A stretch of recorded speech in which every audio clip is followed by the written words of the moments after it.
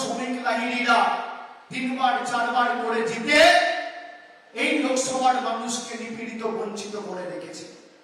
একটা রাস্তা জলের প্রকল্প কোনো কোথাও কিচ্ছু করেনি।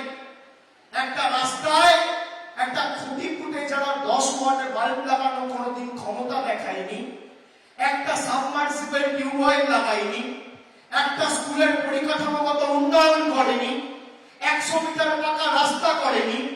যারা বাস টার্মিনাস করেনি, যারা অডিটোরিয়াম করেনি, যারা কোনোদিন মানুষের পাশে এসে দাঁড়ায়নি, তাদের কাছে আমরা গণতন্ত্রের পাঠ পড়তে চাই না, উন্নয়নের কথা শুনতে চাই না।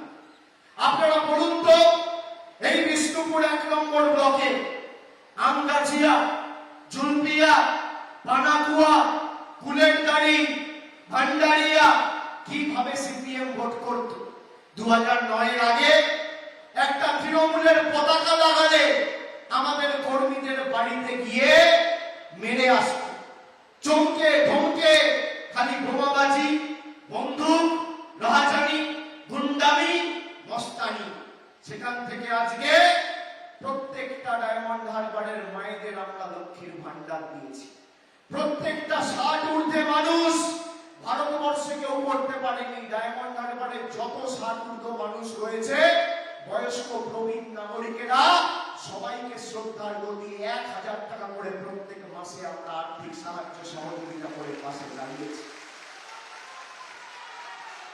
আমি যে কোনো কর্মসূচি শুরু করার আগে আপনাদের আশীর্বাদ ছাড়া শুরু করি না।